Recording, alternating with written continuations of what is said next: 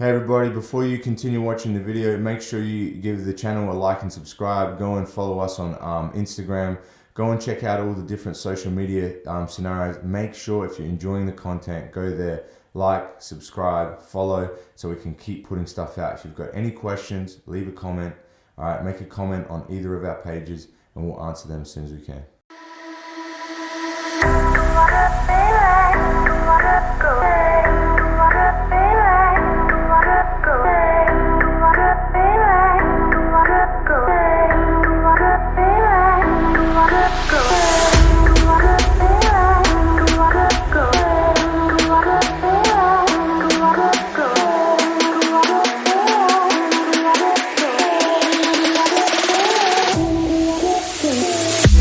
I read some very interesting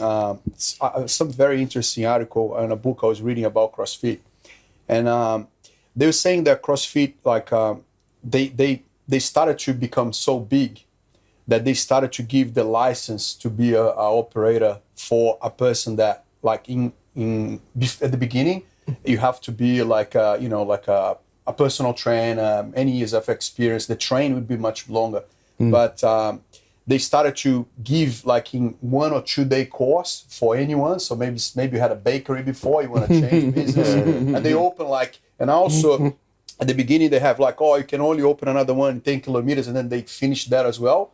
So what happened was the level of the injuries increased dramatically. They just started to, not being so diligent, not having specialized people on the floor, etc.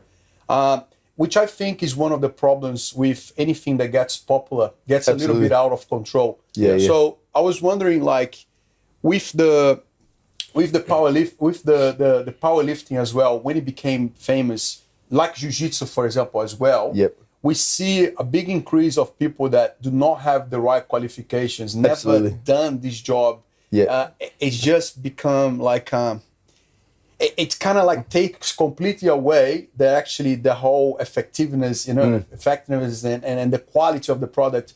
But because the clientele also grew, they don't know what is actually, they can't differentiate what's good to bad, you know what I mean? So what are your thoughts on that? Like, can you see that happening in the powerlifting industry as well? Happened as a genuine guy that I know you are? Happened, and maybe not happening as much anymore, perhaps.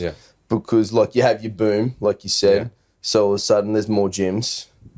The qualification to be a PT's an 8-week training course. There's no powerlifting coach course. So there's some people now starting to teach that stuff. So, but if you go back a bit, I've seen quite a few gyms come and go. They've just jumped on the wave, so to speak. And they're no longer around. But I think you'd say that story is popular to any business or any boom. Absolutely true. And then all of a sudden, the cream rises to the top and the rest move along. But the sad part of it is there's going to be some broken people because of it, which sucks. That just for whatever reason, there are a few casualties. They went with Coach B because they Googled and found him down the road or her down the road, and they went there, and unfortunately they didn't have a good experience, and now they'll no longer do it. Or maybe they're injured, they can't do it. Whereas player A maybe Googled the right gym and was lucky to fall in with the right coach. But I think nowadays, like, there's so much information out there. Content, There's so much, all the good people are on the social medias. You can kind of see who's good. If you know what I mean now. Which is really good. We live exactly the same wave like powerlifting jiu-jitsu. Like, there is a moment where, you can't really distinguish much between, who is good and who is bad, and the wave is forming, so every people, but then suddenly it settles down, people can see better. There's more events, more things happening that they can distinguish better. It's true. Absolutely. I know when I started competing jits, when I was a white belt, there was barely any comps.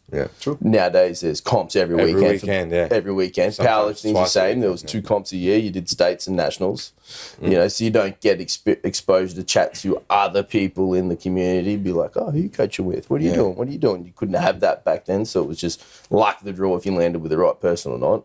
And there was no real social media either. So there was no reviews. Couldn't do your homework. You couldn't do your homework. But nowadays you can. And like as a coach, I think, for me personally as a coach, like that keeps me always thinking, about what product I'm providing It's for good. my guys. It's good for know? both people. It forces you to continually innovate and improve and get better, and it always gives access for people to higher level coaching, higher level ability to improve themselves. You have way more at your fingertips, or you have way more access to higher level stuff that you can improve on. I think what you said before is absolutely right there. Like, it doesn't matter your level, like, you're only going to survive if you're providing value to people. You cannot be this mediocre or low level individual or standard of stuff, because people just won't go there. People won't continue to go there over time anyway. They might go there for the time being, but once they start to recognize and understand what things are, the longer they're there, they're going to change their mind. Yeah, absolutely. Because they have access to higher, man, you got to provide value to people. And also the other thing is like jumping on the bandwagon thing. Most people do that for like a monetary reason. They're always like, oh, I'm gonna make something out of this. What's I'm gonna giving make more coin now? I'm gonna open 2 CrossFit gyms and blah blah whatever, right?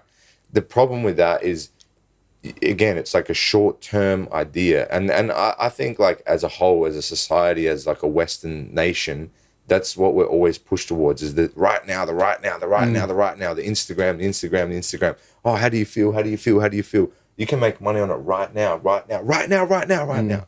And then the thing is people never look any further than, man, a lot of the time past their own nose. They only see what's experiencing inside their body. They don't look 10 years down the track. They don't look 15 years down the track. You know what I mean? And being genuine sports person as well, give us that drive. They're like, man, how can I improve this? And when we apply that to the business, that's what you're talking. Like, it's the constant daily work to make improve. things better. Like, you're always going to start at a point. Like, man, the way I coach now compared to when I started is a completely different animal. And finance will be a consequence. You know what I'm saying? Correct. And the way you run your business from when you started to now is a completely different animal.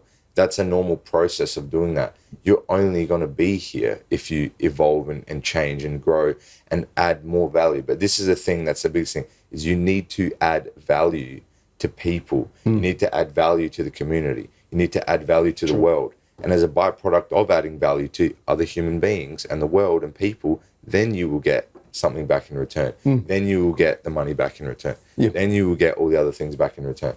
Whereas I think people kind of have that a little mixed up. They're looking for what they're going to get chasing the dollars first, bro. What are you going to give me? And I would go way further now. I think that most people either adopt this mentality or are kind of programmed to have this mentality of, what can you do for me, as opposed to what can you do for other people? And it just doesn't work.